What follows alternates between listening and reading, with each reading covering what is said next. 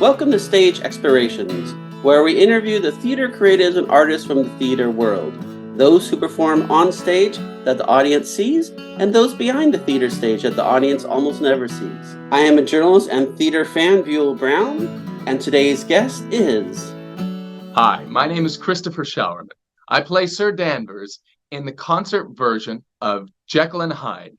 Hi, my name is Kristen Tucker. I'm playing Emma Carew in Jekyll and Hyde. Hello, my name is E.L. Losada. I am playing Jekyll and Hyde in P3's concert one-night-only version of Jekyll and Hyde. Hi, I'm Deborah Robin. I'm playing Lucy in P3 Theater Company's production of Jekyll and Hyde, a one-night-only fundraising event.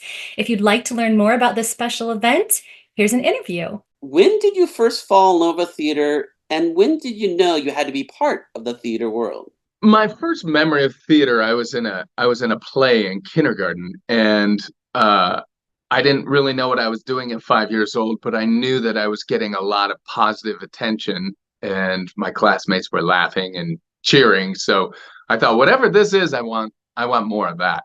And so at 5, that's probably when I first got bit by the bug, and then I had to figure out what that bug was. And I spent a lot of time in music after that. I went to college for music, and taught music for a few years, but then came back to acting on the stage, a lot through musicals and then straight plays as well. I think I've been in love with theater my whole life. I think my mom says when I was a baby, because my father was a minister, so I was brought up in church. So as soon as I could sit up, she would sit with me in her lap in church. And as soon as the music would start, I would just start rocking back and forth like this in time to the music. And then when I could start moving my body and walking, I was dancing and then singing. So I was performing at home before I even knew what theater was. But as soon as I attended theater, I think the first time I remember going to the theater as a family, even though I probably saw school productions and things before that I was in London, where we lived for a while. We went to the pantomime. It was a production of Snow White, and everything, I think I told you about this before, it was just everything about the experience was magical. The lobby, the way everything smelled, the colors, and because it was pantomime, they really encouraged the audience to participate. They brought children on stage, and watching the audience's joy in response to what they were witnessing, everything about that was pure magic to me. So I knew that was something that I wanted to be a part of someday. And even though as I've grown up and become an adult, it's never left me. So once I started performing, I've never really taken a long break, except right after I had my children. I took a number of years off to be a mom because that took all my time. But I've pretty much been performing since I was a child in some capacity. I first fell in love with theater in high school. In 10th grade, I was cast as we had a new drama teacher who was like, you guys need to put on full productions, because up until then it was like little shows, little like talent shows or whatever. But my sophomore year with this new teacher, and he was like, you need to put on full productions. And he put on the a straight play called Footlight Frenzy. And he cast me as one of the leads. And it's a comedy. So I got to have that first taste of of making an audience laugh, of feeling like, oh, I have all of these people right here. And it was like a drug. And I remember during that time, I saw a flyer for the professional theater company, the biggest theater company down there is called Actors Playhouse. And they were putting on Joseph and the Amazing Technicolor Dreamcoat. And I remember looking at that bulletin, at the what is it called? The program, and thinking, that's an adult man that does this for a living.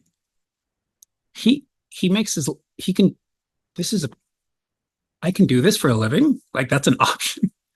And that was kind of when that bug started. And then later that year, same sophomore year, he decided to do a musical. So he did Pippin, Of all musicals, he did Pippin.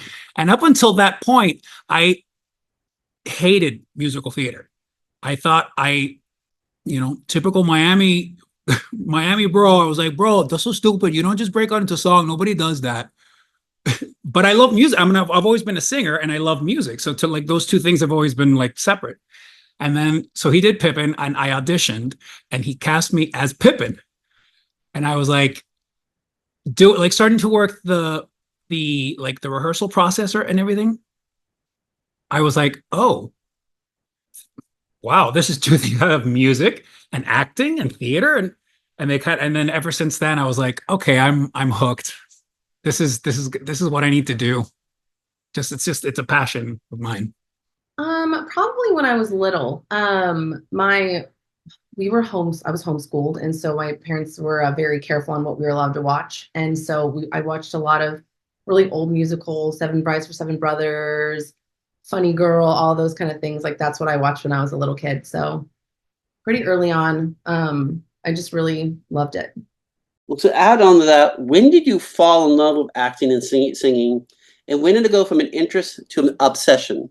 That's a great question. I think I've always been kind of obsessed with singing and dancing and performing and combining it all together, specifically in the realm of musical theater. I don't think it's ever been something that was casual for me, but I also don't think it ever occurred to me that this was something I could do for a living until I was in college. It wasn't something that I grew up thinking I could support myself doing entirely. I thought for a long time I'd be a teacher, and now I am a teacher. I teach acting and singing, so I can combine all of my loves. I don't know that it ever went from being an interest to an obsession. I think it's always been something that I've been really passionate about. I just didn't have enough confidence in myself to think this was something that I could really do and that I had a place in. Probably at that time, around that time in high school, it became from like, it was around the time when I was getting ready to go to college and decide what I was going to study. And I was like, there's nothing else that I want to do, that I want to learn about, So it was never a hobby. It was never something I was going to play around with. It was something that I was going to throw myself completely into because it was like a calling. I always loved it. And then I did my first musical when I was really little. It was a church musical. And just ever since then, I just started obsessing over it. Like I would not only know my lines, I would know everyone else's lines like in the whole show. And it was just something I would just do over and over again. And still to this day, most of what I listen to is musical theater. That's a good question. I don't even know if I'm obsessed right now. I love it. I've always loved it. And singing, I remember my mom was a music teacher. She was a music teacher in the public schools, and she was a piano teacher as well. And so just by being around that all the time, there was an expectation that my brother and I would need to be musical and need to perform. And like any other kid or most other kids at that age, we were, had the same stage fright and the same performance anxieties that other people do when, there's expectations put on you. But that performance anxiety slowly morphed somewhere along the way into more excitement. It's still the same energy, but it's perceived differently. Going from, oh my God, I'm going to be shown as a fraud to, wow, I'm really looking forward to getting to perform this, and I can tell I'm looking forward to it by all the energy that I feel in the form of butterflies and my stomach flipping over. So as far back as I can remember, I've had some degree of that, of looking forward to being in front of people. And I think the biggest aphrodisiac, as far as performing goes, is laughter. When you're performing live, that's the one time when you know immediately if you're connecting with the audience, if hopefully you're trying to be funny, or that was your goal. And that's the one time when you immediately know that what you did worked or didn't work is when you hear laughter, and that becomes a bit of a drug for a lot of us performers, is feeling that energy come back from the audience to know, oh, great, that landed or that worked. The theater experience, why is it such a unique format compared to TV, movies? Why is the theater experience great for actors, but also great for the audience? I think what is so special and unique and also heartbreaking about theater is that it becomes this shared experience between the performer and the audience that binds them, and like they feel like they've seen each other, and felt each other. And it's just in that one space of time. It's just for that one night of that performance or that one matinee or whatever it was. It was that experience and everybody in the room felt it and it was real for everyone. And then it's just in everyone's memory. You know what I mean? And it's always real, but then it's like ephemeral. And that's what I think is so wonderful and heartbreaking about theater, is that you can't go back and see it again. You can relive it in your mind and how you felt when you were in the audience or when you were on stage performing. Most of the time I don't remember when I'm on stage, but that moment is unless it's captured, it's gone. It just lives on in whoever it affected in the way that it meant to, which is beautiful. I think it's unique because no show is alike. I mean, you can have the same cast doing the same thing every single night, and it's always slightly different. Whether the actor changes up a little bit or something happens on stage that shouldn't, and the audience, like different audiences can bring in different energies. And so it's just a really interesting way that just everything is always just a little bit different. So I think that's really interesting. The theater experience is unique because we're both in the same room. We're both participating. When I say both, I mean performers and the audience. That line is blurred a little bit in the theater because the audience's reactions are part of the experience, and that informs us, the performers, as well. Like the opening night always has so much more energy than dress rehearsal because you're adding in that so crucial element of the audience and their appreciation or their interest. You can feel when they're leaning in, when something is important to the character on stage. You can feel when it's also important to the audience, or when something is painful, you can feel when the audience is weeping with you. So it's crucial for those of us on stage to feel that informs our performance. And like I said, with comedy, that's the most obvious, that you can absolutely tell when they're with you, and you can absolutely tell when they're not with you. When you're dying on stage and there's just crickets when something is supposed to be working and it's not.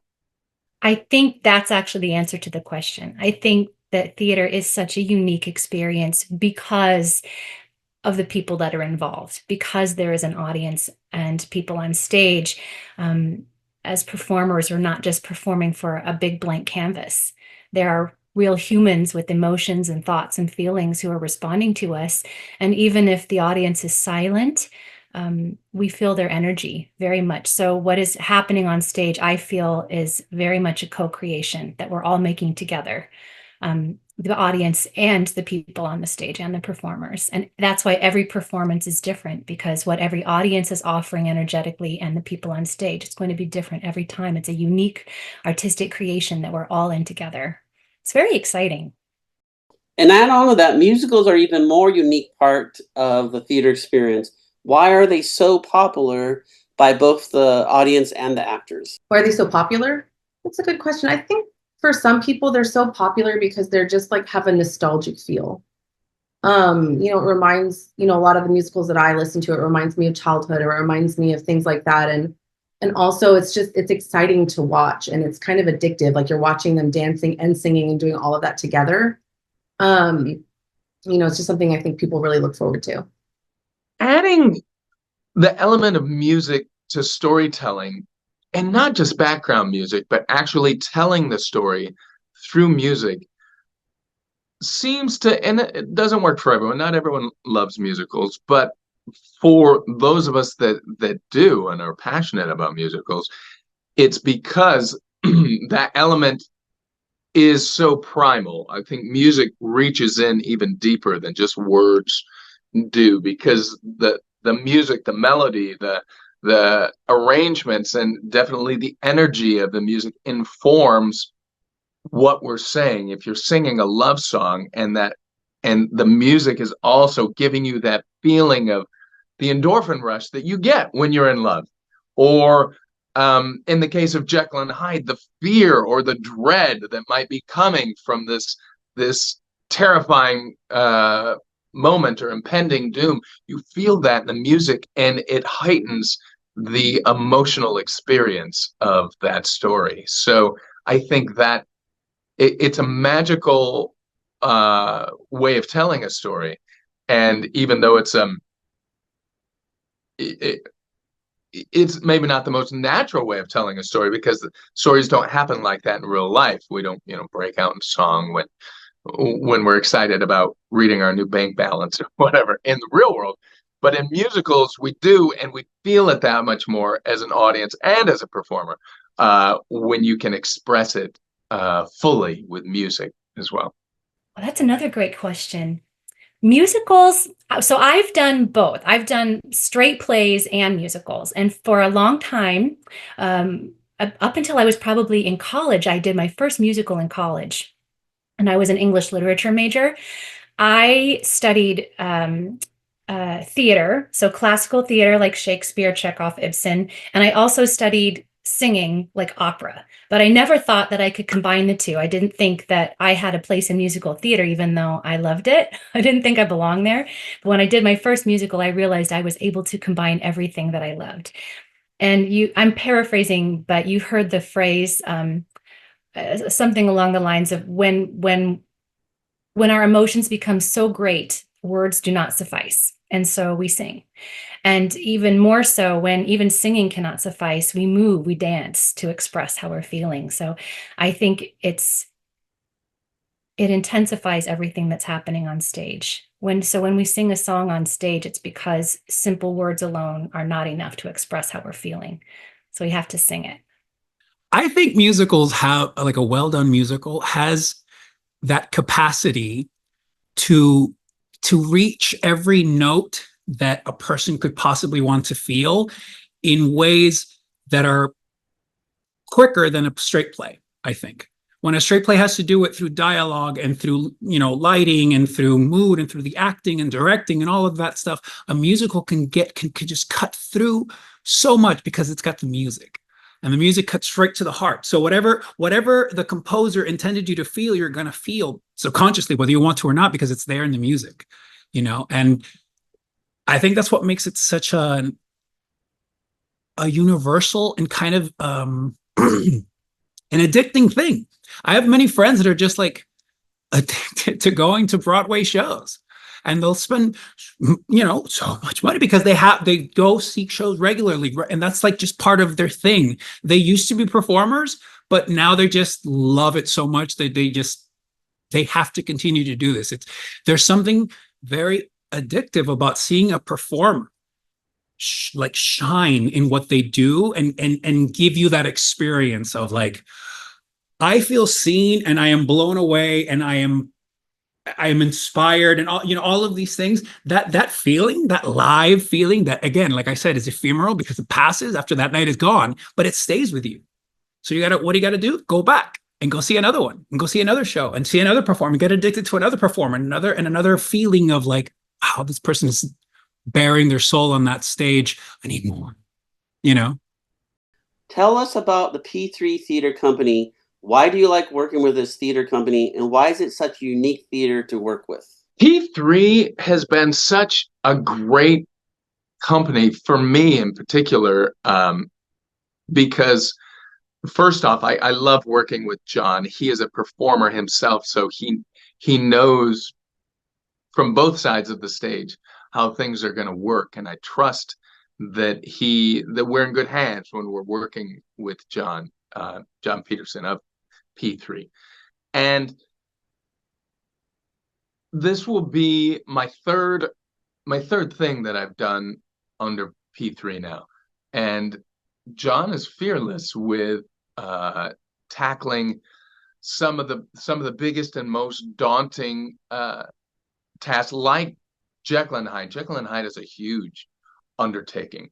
And even though this is going to be a little bit more of a concert style of the presentation, it's still a really big undertaking. And I love that he's so passionate about the material and about getting it out there that he will throw caution to the wind and say, we're going to do this. We're just going to, I know enough he knows enough people where he can get us all together and make magical things happen that on a magically small budget, on a shoestring budget, or, a wing and a prayer. And he's like, well, everybody, the thing that we have a ton of is passion and talent. He knows a lot of talented people. So those are his resources. And when you have passionate people that are also very talented, and John knows all those people, he can put them all together and make things happen. And it defies a lot of conventional thinking about what is possible with limited resources. And then also some of the other things that I've done with John involve a very small group of people and a small amount of staging, a small amount of props and set design, so you can tell a story in the truest, rawest form in basically a black box setting and still take the audience on a fully immersive adventure someplace without having to, create a full set or a full with doing it with minimal resources. When and why did you want to be part of the P3 Theater Company Jekyll and Hyde musical and concert event? When John told me that he was going to be doing Jekyll and Hyde as a fundraising event, this was several months ago, probably back in the spring. And I knew right away if I was available, I wanted to be a part of it. This would be very exciting. I love the show. I've never done it before. I'd only heard music from it, but it's one that I'd always wanted to be a part of, and particularly for an opportunity to work with John and the P3 Theater Company members again. I was very excited. So yes, it was a yes right away. I was first introduced to the music of Jekyll and Hyde in the late 90s. A friend of mine had heard it. I wasn't even into musicals that much at the time. I was singing opera at the time and a little bit of musical theater, but not a lot. And he's like, wow, there's this relatively new piece. It's Jekyll and Hyde. You got to listen to it.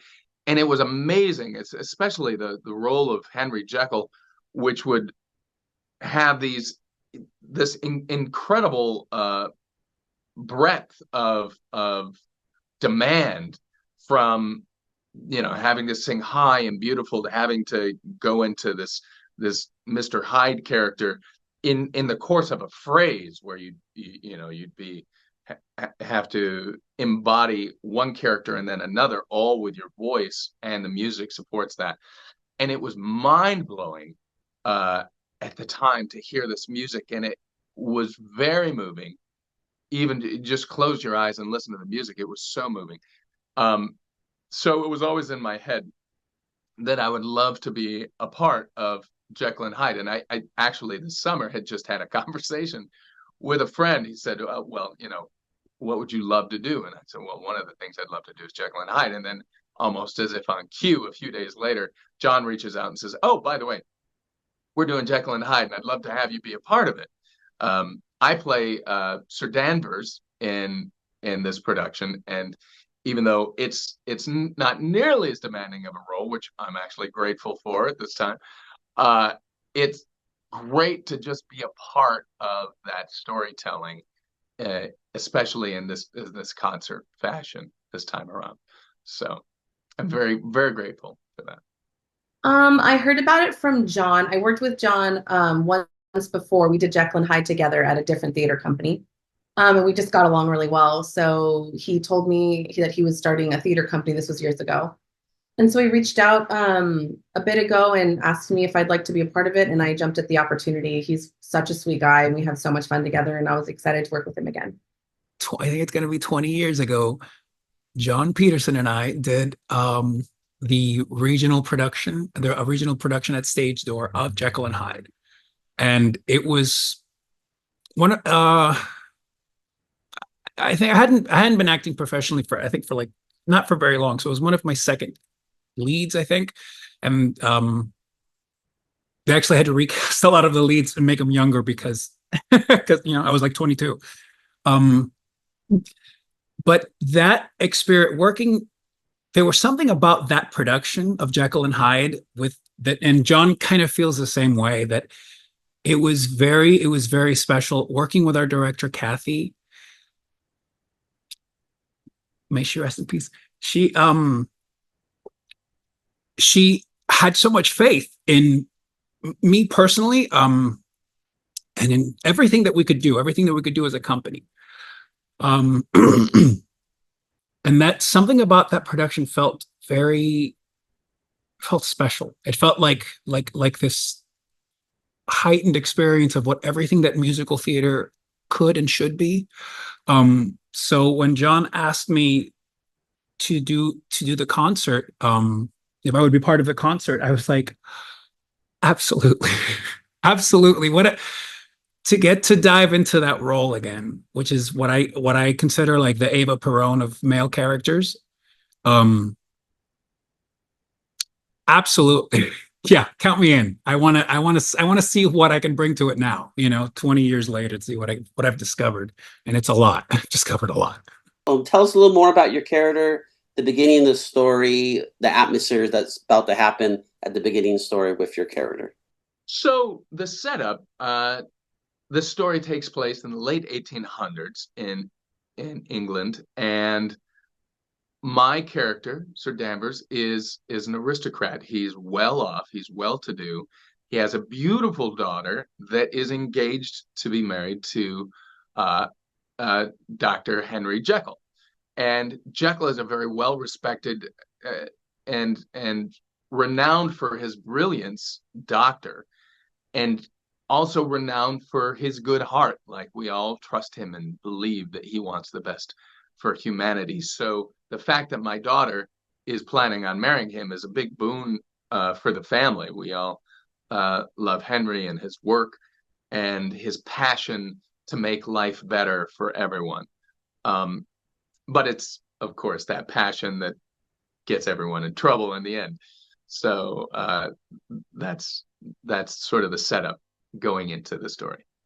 So the character that I'm playing in Jekyll and Hyde is Lucy Harris, and she is a prostitute who works at a place called the Red Rat, which is kind of a brothel, kind of a club. And this takes place in late Victorian England, and she's a very wounded young woman. She's a wounded butterfly. She's had to be tough her entire life. She's probably never known what it's like for anyone to love her. And when she meets Dr. Jekyll at the Red Rat Club, he shows her great kindness, which she probably hasn't been shown much of before. And she starts falling in love with him. My character is Emma. At the beginning of the story, she is engaged to Dr. Jekyll. She is, her mother passed away, and her father are really close. And I think that Dr. Jekyll kind of opened a new world for her, and he's someone that she's never met anyone like him before. So you can tell that she's very intrigued by him and very in love with him. So yeah, they're engaged. The character that I'll be playing is Jekyll and Hyde. I mean, that is, I think, one of the most spectacular arcs written for a man to play. The stakes from the beginning couldn't be higher. He has this emotional investment already because it's his father and his thing, and then as the story progresses, things just get harder and harder for Jekyll, for Dr. Jekyll, as Hyde starts to take over of the show. What's interesting for me now, coming at it again, that I've realized that the parallels that I can draw with myself and with other people that I know whose lives kind of end up getting torn apart in this way is that it's kind of I used to think it was allegorical of like good versus evil, but I actually think it's much more basic than that. It's like this like what a lot of people could liken to like addiction, or like some kind of something that takes hold of your life that you lose control over. And that is I've experienced that version of Hyde many times. And you know, when I did this at 22 or whatever, I had the physical embodiment of what Hyde needed to be, so I can differentiate between Jekyll and who they are. But now, with that understanding of like of what it means in real life, outside of the context of this musical, what it means in real life to have that struggle, it deepens the character for me, and it deepens my connection to the story and to what I can bring to playing it. Why is Jekyll and Hyde, the musical and story, so popular? But why is it also relevant for today's society also? Yeah.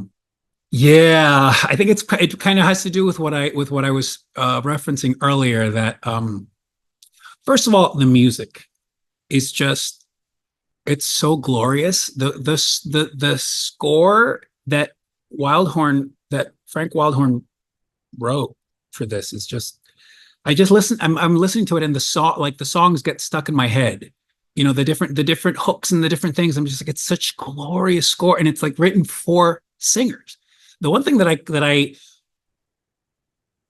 going to be honest, the thing that while I was doing it, that I really resented about Evita was that it didn't feel like it was written for singers. It felt like it was written for instruments, because the place of things was just like so weird. Whereas this score, and not comparing the two composers by any means, because they're both geniuses in their own way, but this score specifically, and most of like Wildhorn's stuff is written for singers, so we can just let the voice do what it does throughout a song naturally. He builds an intensity naturally, and it feels like it's for singers, and I think people appreciate hearing that. And they listen, so they can sit back and listen to these great songs and these great scores. That's just feel, and you get the feeling. So I think that's part of. I think the music is definitely one of the reasons, and two, particularly this day and age, when so many people are having so many struggles, this decision, this like wanting to understand, why are some people so shitty? Why are some people good? You know what I mean? Trying to make peace with that, or at least understanding that everyone's struggling and everyone's having some kind of a thing. I think it resonates. I think it resonates a lot. I think Jekyll and Hyde is still popular because it's dramatic. It's so melodramatic. It's really fun. It's kind of labeled as a gothic, kind of a rock opera feel to it, even though it's a little bit in the line of Phantom of the Opera. But I think it's just because everything is so intense about this musical. It's everything that we love about melodrama. I mean, the bad guy, Hyde, is really, really bad. And we've got beautiful damsels in distress, and the music is fantastic. And the harmonies are wonderful in this show. So I think it's just one of those chills and thrills kind of shows that's definite escapism that people enjoy watching. And particularly at this time of year, as we're headed into Halloween, I think it's a perfect selection. I think part of the reason it's so popular is, first of all, the music is just absolutely beautiful. So many of the songs are just beautiful to listen to sing. It's so pretty. And it's also, it's interesting. It has a little dark aspect to it, which I know a lot of people like. Like, I do enjoy like the little bit of the more dark, and there's comedy in it. There's lots of murder, and, it has a lot of aspects that just make it very entertaining.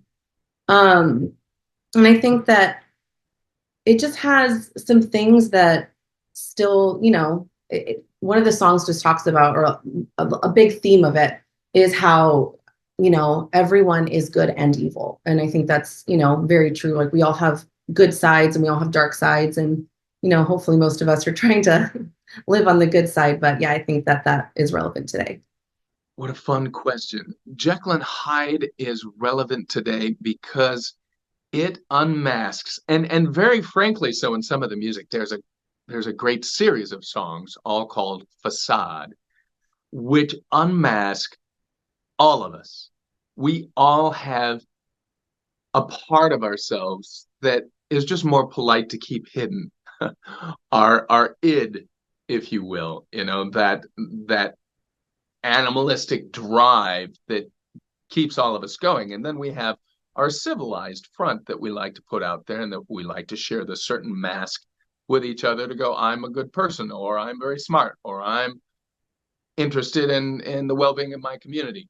But all of us have something inside that's a little more animal, and we work to, when we're born, that animalisticness is much more on the outside, where we all want to survive and we'll do whatever it takes to survive, and we cry and we act out to get our needs met. And as we grow up, and as we hopefully become more civilized and more assimilated into society, we find out that there are different ways to get our needs met in a much more elegant or much more acceptable way. But deep down, we all still have this drive, this self-serving drive at the very core of all of life. The first rule of life and the first rule of nature is self-preservation. And we all have that, whether we want to think of ourselves as altruistic or not. Beneath all of that is this self-preservation, and that is what Jekyll and Hyde is about. It's, on the front, it's this fun story of this character that's chemically come to thin the veil between his animalistic side and his civilized side. But really, we can all relate to it because we all have these competing drives within us. And it gets back to the age-old question, which you have these two wolves inside of you, and one is for good and one is for evil, and which wolf will win? And the answer is, of course, well, the one that you feed, the one that you support. And so Mr. Hyde feeds the more savage wolf. What do you think is the underlying message in Jekyll and Hyde? Yeah, the underlying message to me is, that, you have this person that's trying so hard to do good, and in trying to do that, he just becomes this monster, and then the evil takes over. But each person just has this internal struggle with trying to do good in this world when all of these things are happening, and sometimes it becomes difficult to do that. So yeah, just each person and their inner struggles. The underlying message in Jekyll and Hyde is that none of us is beyond the dark side. We all have a dark side.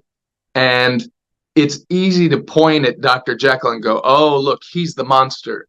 But if you really sit with the story, you'll realize we're all that monster. He's just the one that maybe in one way, he might even be the more altruistic of all of us because he's the most honest. He puts it out there and says, I am this monster, whereas the rest of us hide it. The rest of us keep it hidden. So it's acknowledging your dark side. I think it's relevant today and also some of the underlying messages in it are that there's a shadow side to all of us. So Hyde is obviously the antagonist in the story. He's evil. But I also think he showcases the potential within all of us to choose which side we're going to feed the most. Which wolf do you feed? The good wolf or the bad wolf? How much energy are you going to give it? We all have the potential within us to do great harm to ourselves and to others. And I think every day we have to make a choice about which one of us we're going to be and bring into the world, and how much good we want to create in the world. So none of us are immune. So in that way, I think, yes, of course, we all have a little Jekyll and Hyde, don't we? It's funny because it does end as a tragedy, doesn't it? I don't know. I think that the search, like the passion that Jekyll has for finding the truth and getting to the bottom of the thing, and like not really truly understanding, that is always worth the fight. It's always worth going for. You know what I mean? It's always worth the journey. And If you sometimes some people do get lost along the way and they lose that battle with addiction, they lose that battle with whatever it was that was ruling, but it's still you have to try. You have to fight for it. You have to look for that thing. You have to find and fight for your moment. And saying this, so you can sing, this is the moment. This is what I'm going to go for. What I'm going to go for. I think that's the theme that people should take home. And why is Jekyll Hyde such a fan favorite? Jekyll and Hyde is a fan favorite because it's kind of unique in the sense that it's a horror musical. It is a dark, gothic story, and there's not a lot of that in musical theater. So it tends to stand out, and there's not much else that can compete, and it does it in such a magnificent way. The music is beautiful and complicated and breathtaking and technically incredibly demanding. And when executed well, it's a magnificent piece that stays with you a long time. I think people love Jekyll and Hyde still, again, because it's so intense. It's a dark fairy tale, which we all love. And most fairy tales originally, when they were originally written before the Brothers Grimm got a hold of them, were dark. They were cautionary tales. They were scary tales. Don't go out after dark, and beware of the witch in the forest that wants to eat you. So this one is along the lines of Mary Shelley's Frankenstein too. It's kind of got this gothic horror melodrama about it that we love.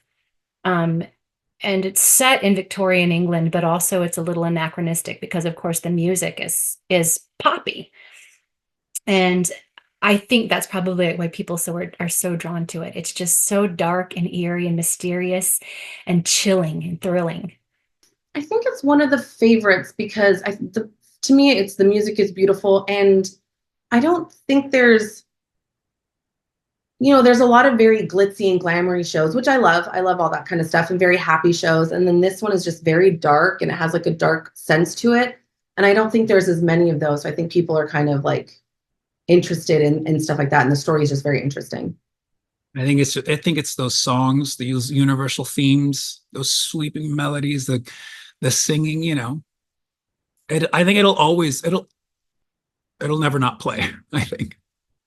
I was actually thinking about this. I would love to find a way to film it, to make it a feature, because why not? It's so beautiful. We have to find a way to do that, because it's too good to not, putting it out there to the universe. I like that idea. What are you looking forward when you're performing live in the church, Jekyll Hyde the concert?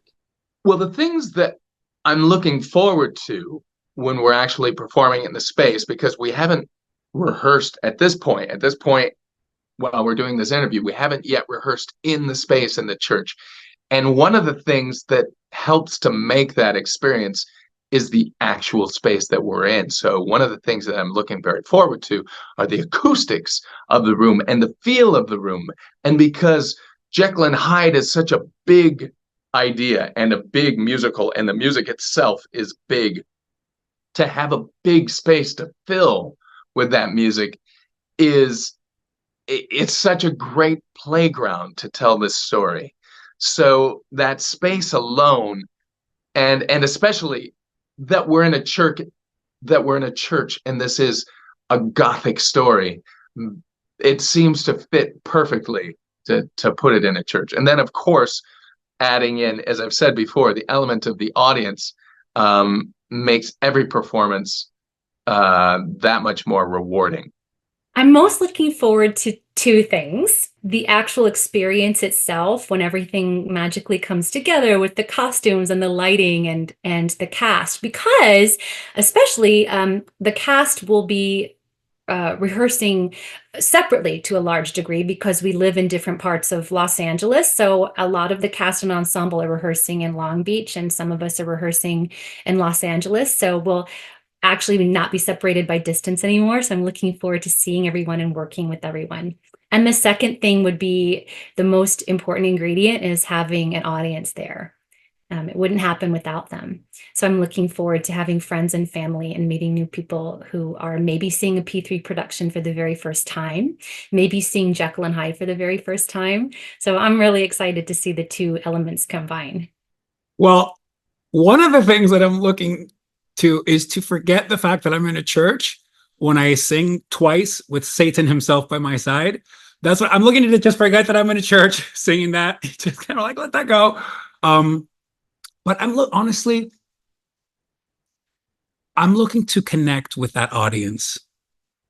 I want that audience to feel like they really felt, not just saw Jekyll and Hyde, felt Jekyll and Hyde within their bones, within their soul, like felt that story. Not just through me, but through everybody, through all of the performers, because there's some phenomenally talented performers in this production. So that is what I'm really looking for, is to connect with that audience in a way that they will never forget. What I'm looking forward to, first of all, is hearing some of the people sing. I haven't heard them all sing yet, so that'll be fun. And the thing that I look forward to the most in this show is the song "In His Eyes." I just love that song. I love hearing it. I love singing it. And I'm really excited to work with some of these actors and actresses that just, everyone I've heard so far is just so phenomenal. So it's fun to kind of, I'm not huge in the theater world, so it's kind of fun to like meet new people and just learn from them. I know this is kind of like asking who's your favorite cousin or niece, but what is your favorite part or song in Jekyll and Hyde?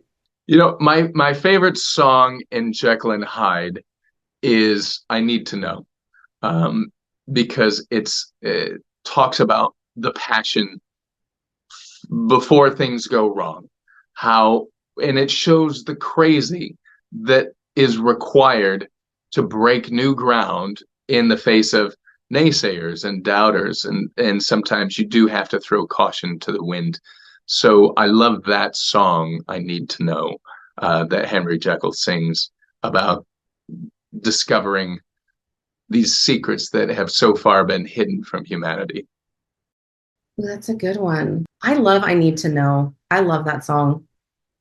I love the energy behind it. I love his urgency and his wish he just wants so badly to make the world a better place, and he just thinks that he can do it. And no one is supporting him, but like in his mind, he knows he can do it, and he knows he needs to find a way to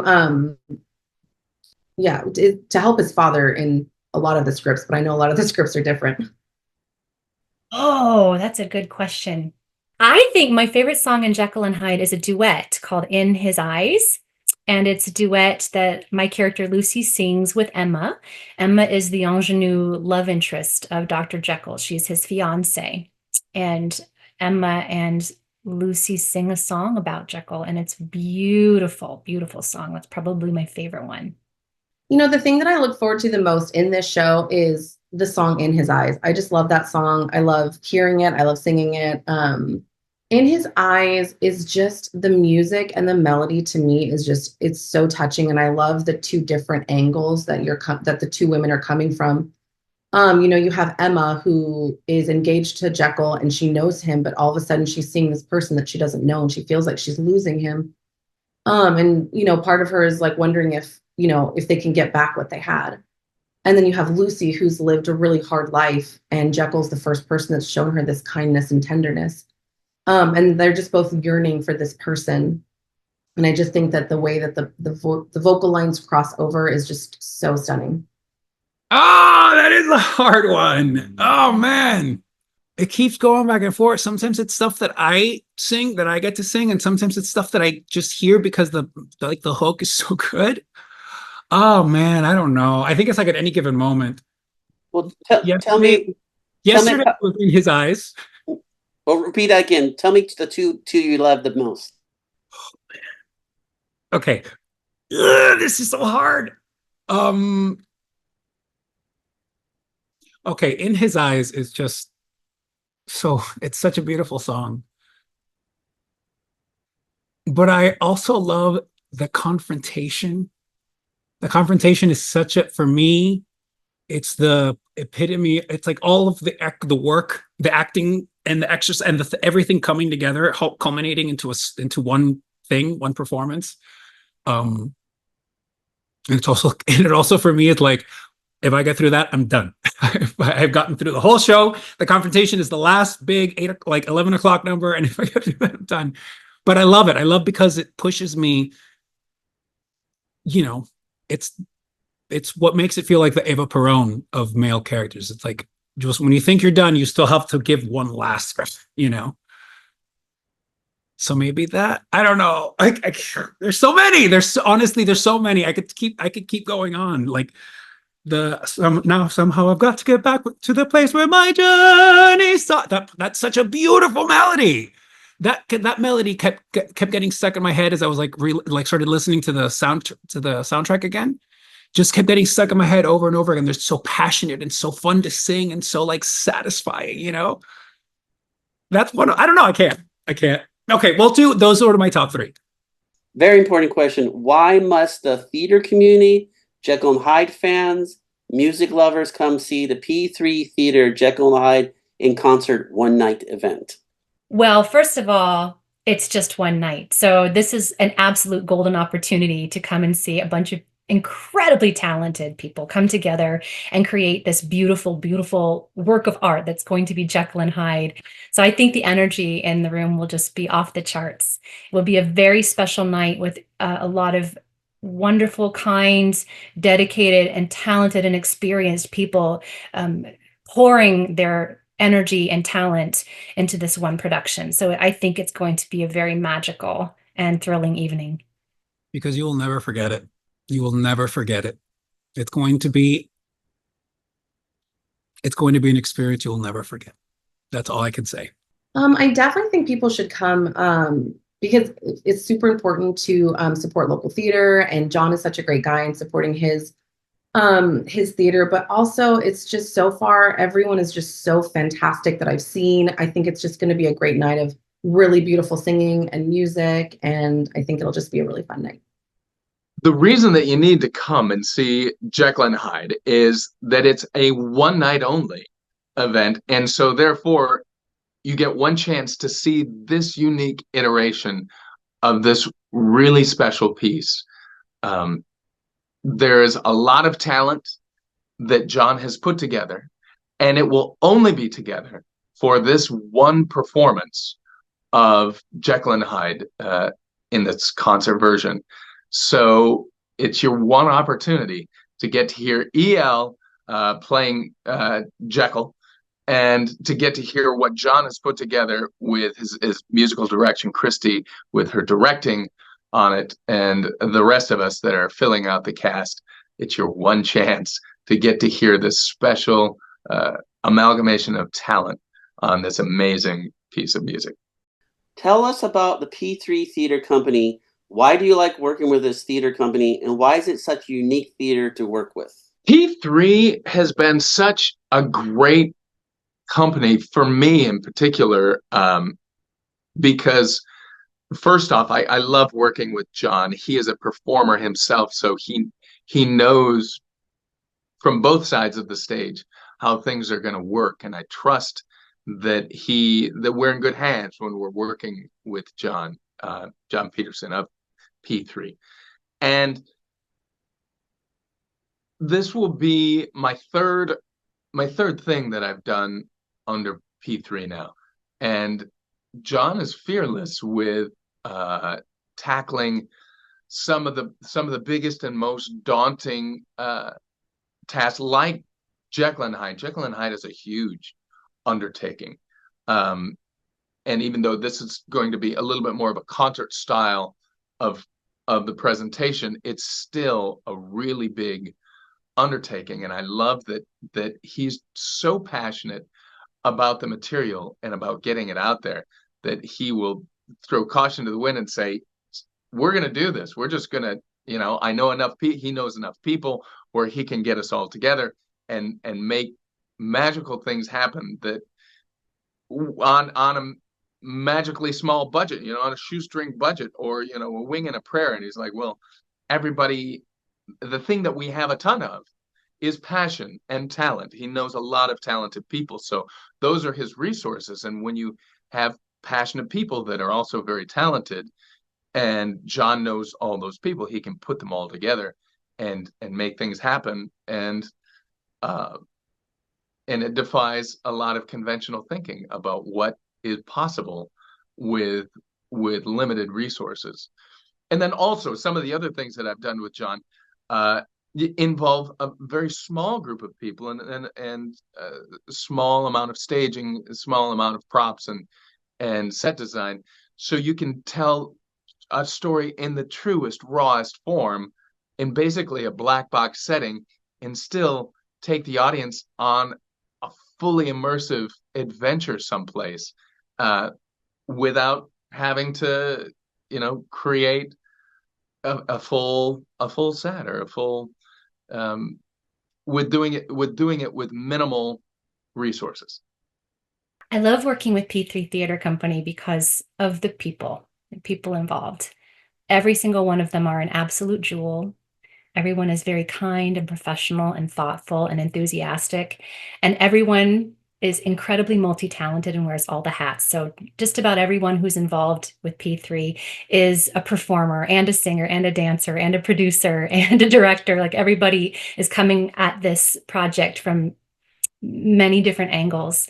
And it's a lovely and warm environment to be in.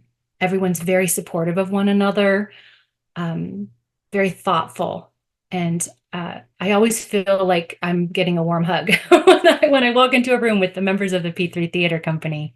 And what was your other question? Why is it a unique theater compared to other small theaters? Well, I think that the caliber of shows that John Peterson puts on are absolutely top-notch professional level. He seeks out and works with the absolute best people who are not only talented, but wonderful to work with as well, wonderful individuals. And also P3 gives back. It's very socially conscious. So P3 has a number of charitable donations, including helping children and veterans, and I love that. So P3 is very passionate about supporting its community and the arts. Well, I'm I'm a little biased because I have known John Peterson for decades, over decades, for almost 2 decades. Jesus, no, over 2 decades now. Anyway, whatever. So I've, it's like he's sister. That's how he kind of refer to each other. When we literally, that's how we'll begin our voicemails to each other. So when he asked me to do, oh wait, am I allowed to talk about it yet? Evita? Okay. When he asked me to do Evita here, in Long Beach, as his, I think it was like that was the first production that they did. I had never done Evita before. I'd never done an Andrew Lloyd Webber play. I don't think I'd done an Andrew Lloyd Webber show. I think that was my first one. It's a baptism by fire. But I was like, I was like, I'm not gonna say no, it's John. So really, to me, it's like this embodiment of all of this passion that he has for this for this experience that I felt like I walked with him back when we worked together doing children's theater and regional productions, all 2 decades ago. For me personally, the stuff that I get to do with him, I don't really get to do anywhere else.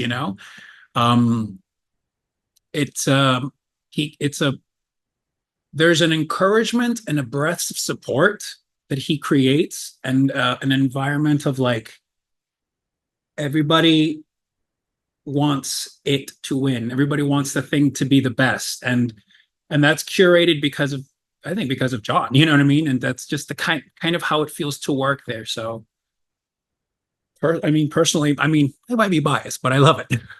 What would you tell other actors, directors, and playwrights why they should get involved with P3 Theater why does it seem like a unique theater to work with? So far, it's been a really great experience. He is very fun, and everything's been very organized. The emails are very detailed. Like sometimes in community theater, you show up and everyone just kind of like looks around and you're not quite sure what's going on. He's very detailed in this. You can tell that he's very passionate about musical theater, and he's passionate about helping his actors and actresses succeed.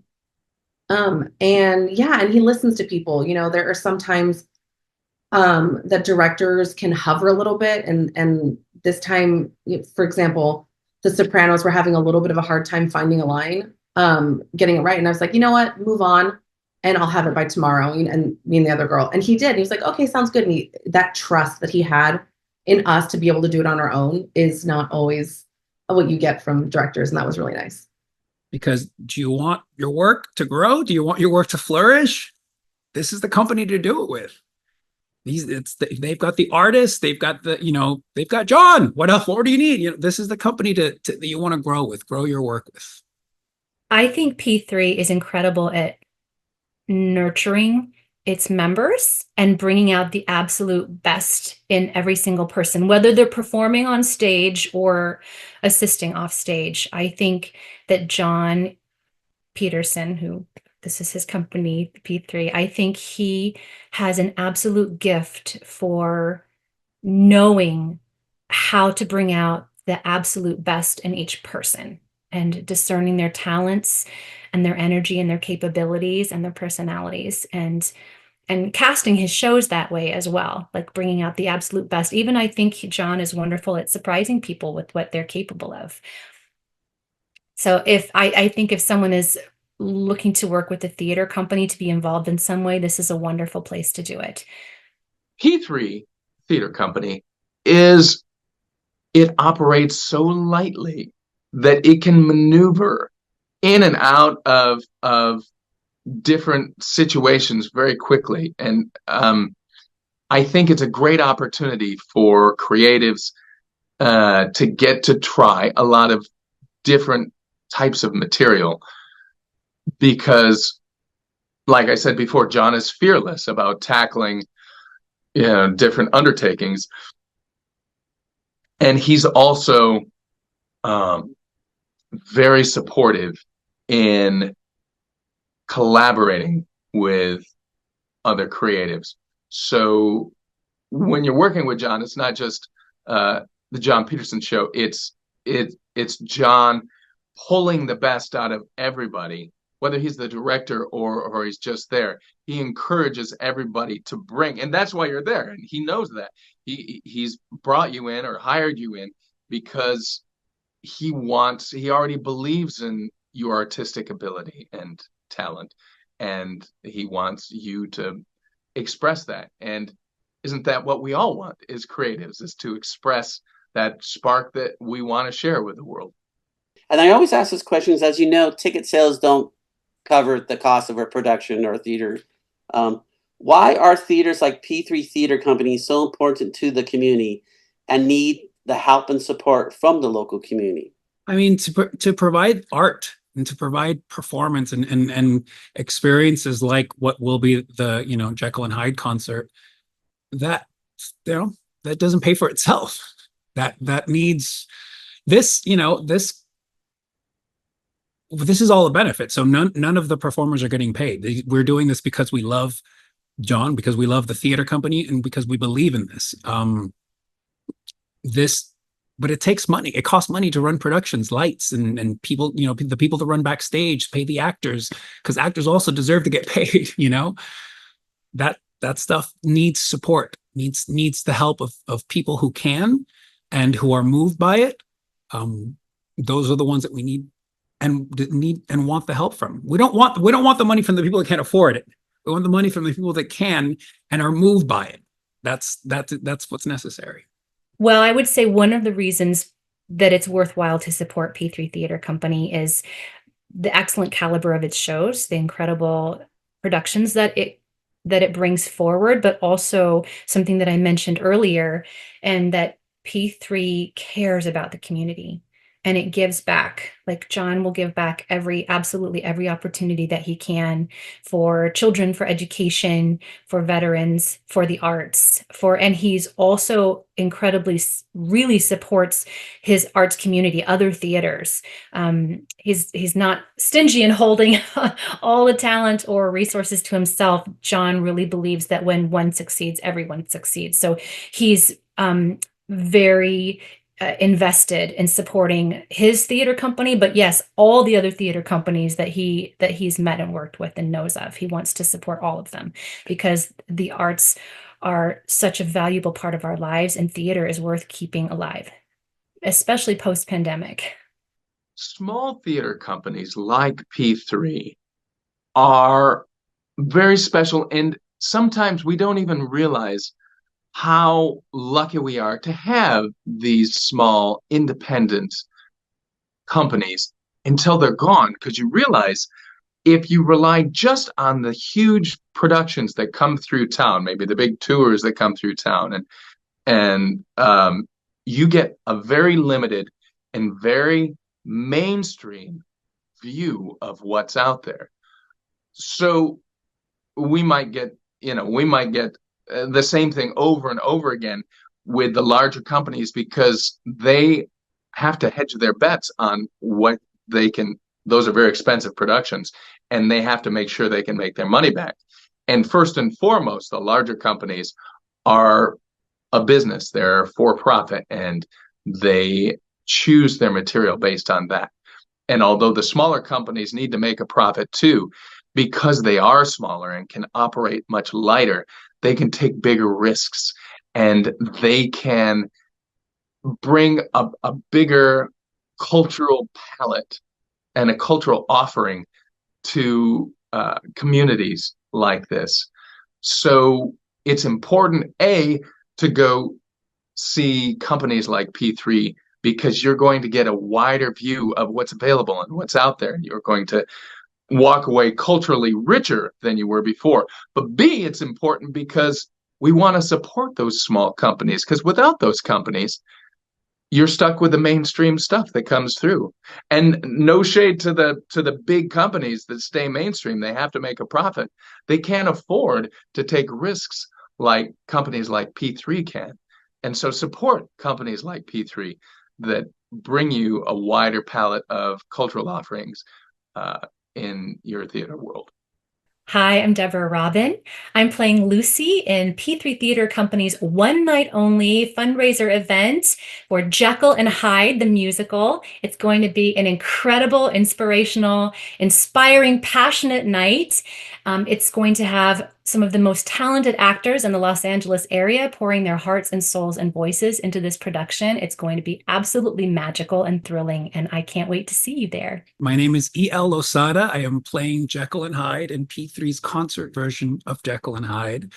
And I just want to say that this is going to be a one-of-a-kind experience that you do not want to miss. Be there. Hi, I'm Kristen Tucker. I'm playing Emma Carew in Jekyll Hyde, and I think you should all buy tickets to come see Jekyll Hyde the musical. It's going to be a wonderful night of beautiful singing and acting and a really exciting, fun story that we're going to tell for you. Hi, I'm Christopher Showerman.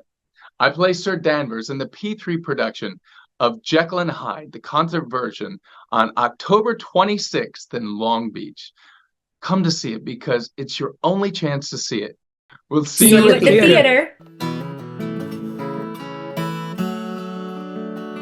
Thank you for listening or watching this podcast episode of Stage Explorations.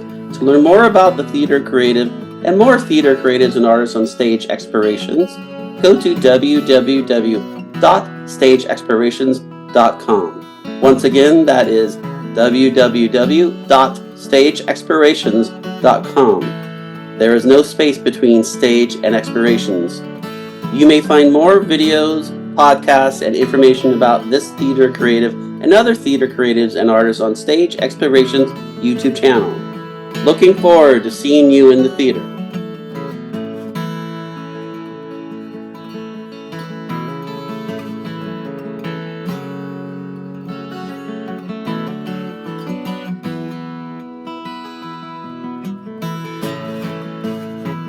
To learn more, go to the P3 Theater Company website at www.p3theater.biz. That's P3THEATRE.biz.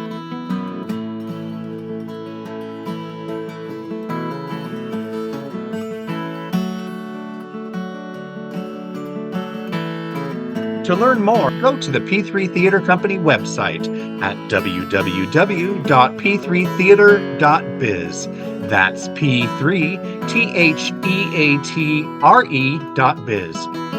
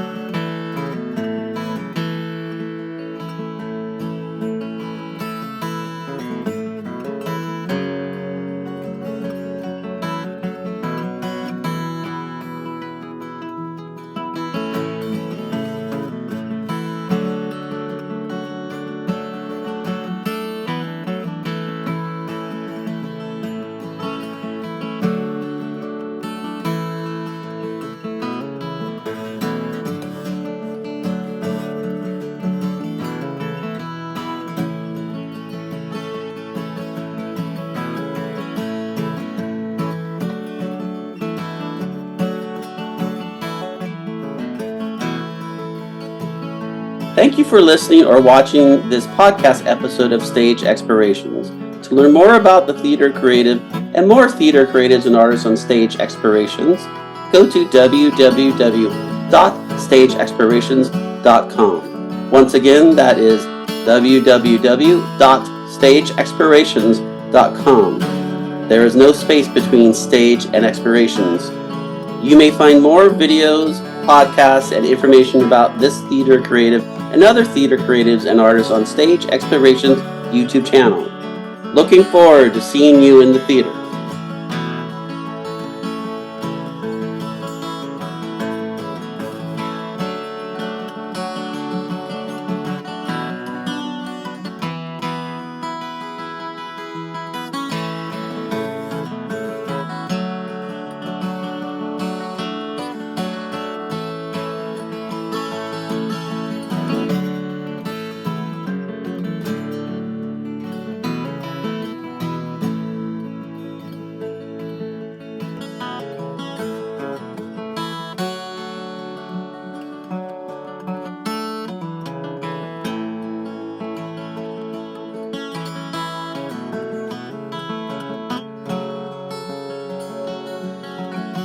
To learn more, go to the P3 Theater Company website at www.p3theater.biz. That's P3THEATRE.biz.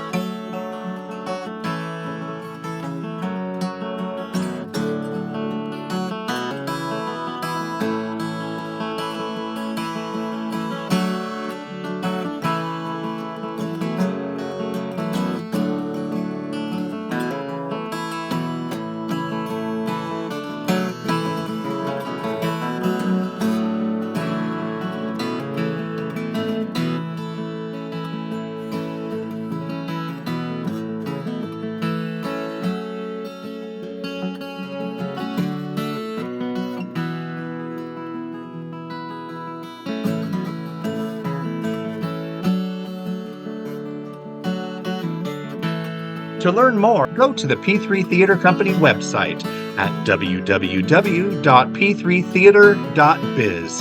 That's P3THEATRE.biz.